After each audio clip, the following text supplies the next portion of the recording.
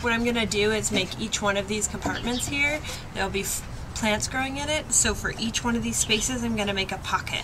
This is not an exact science by any means, but I cut out strips that are 36 inches long, 12.5 inches wide, and then I just folded them in half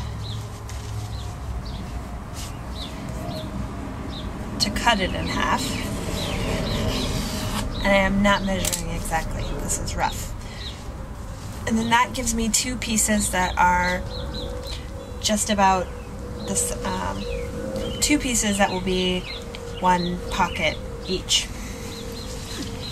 The bottom pockets of the palette are another story because they are turning out to be a little bit more difficult to staple since it's not an open back, but focusing just right now on the middle pockets.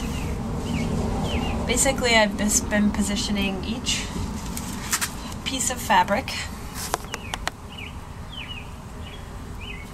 I know this is kind of Blair Witch Project, the way that I'm taping this, but that's what has to happen. So,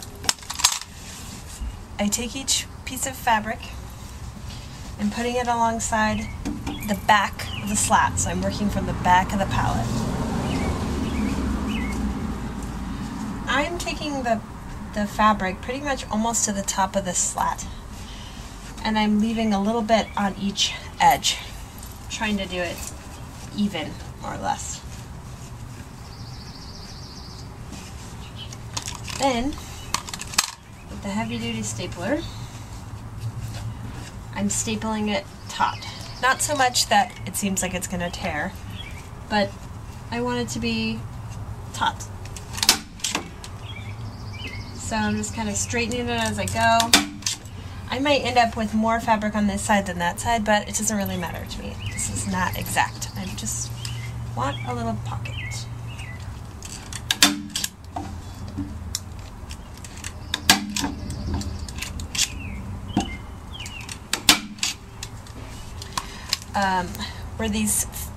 Where the parts of the fabric touch the sides, I'm also going to do a staple or two there. At this point though, you want to make sure that you're tucking the fabric forward a little bit so that when you flip the back up to create a pocket, there's some space in the middle where you created that pocket. So basically what's going to happen is the back side I'm going to flip up and just staple to the back two pieces of the palette, and then I will have created a little pocket in there to put dirt. Except as you're stapling each pocket, just make sure that you keep checking in with the front. Make sure that you can see a little bit of space, like some light shining through to the front, which is kind of letting me know that there's a little bit of headroom, even though the goal is really to have the plants kind of spilling out.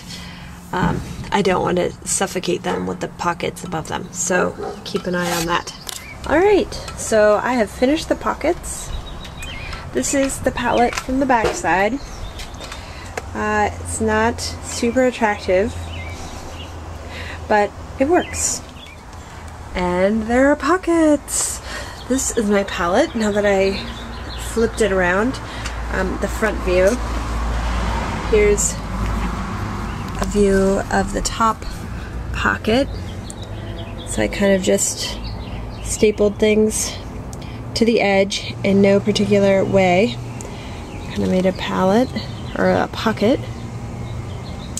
And now I'm going to fill them up. I chose all different types of edibles that have a sprawling habit.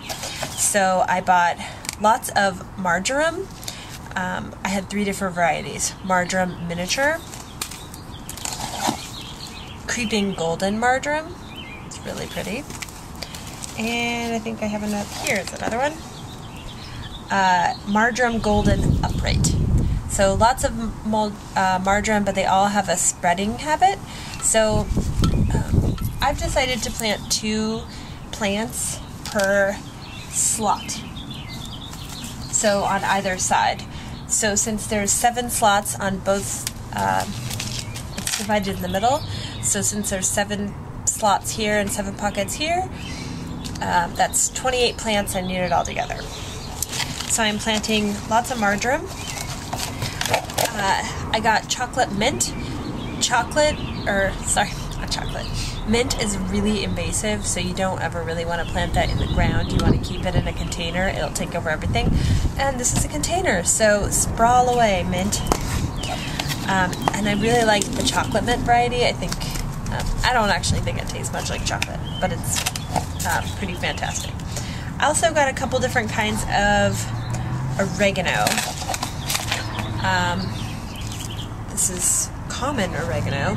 This is going to be a little bit taller, but I think it's going to be pretty. I got Archer's Gold Thyme. Like I said, I got all the plants that I got are edibles. I got crinkle leaf oregano, and all of these I got from the culinary section, so they're actually edible. There's a lot of ground covers that are available, like thyme, but since they weren't bred to be eaten necessarily, I feel a little bit hesitant about planting those and eating those. So I bought herbs that were actually intended to be eaten, and they'll have the same habit as ground cover, so they're a really good choice for this. They're pretty and functional. I also got ground cover strawberries.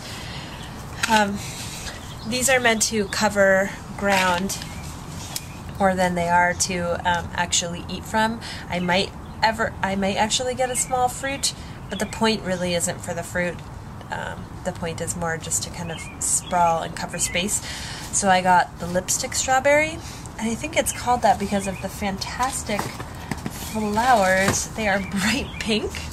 Check it out. Fantastic. Lipstick strawberry. And I got another ground cover strawberry. It's called sand strawberry.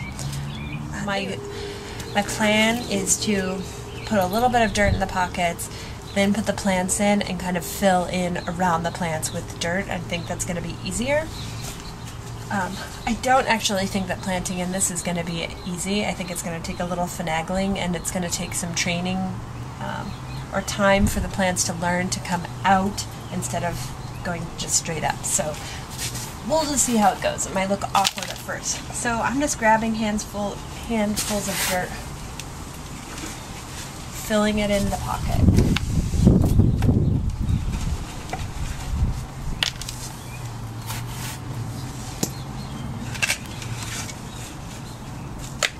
I'm just going to test it out.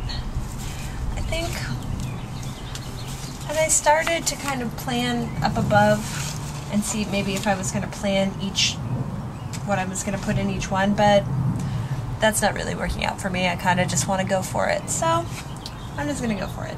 This is Creeping Golden Marjoram. You probably already know this, but to start successfully, it's good to kind of break open the roots a little bit down there. So I usually just break it up like that.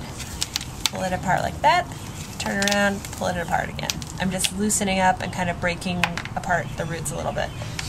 And I'm just going to kind of squeeze this and tuck it in. So now I'm going to keep grabbing dirt and filling in until they feel pretty compact in there. I want to kind of be able to pack it down and feel like they have good contact with the soil and they're not just sitting on top of a pocket. So like this is facing forward, so I'm going to put this side towards the back. I've also been kind of aiming them inwards like this and kind of filling in around them. So setting soil, kind of sticking it in the hole like that, and then filling in so that it's almost kind of oriented at an angle, sort of on its side. And there you have it, the final product, my Pellet garden.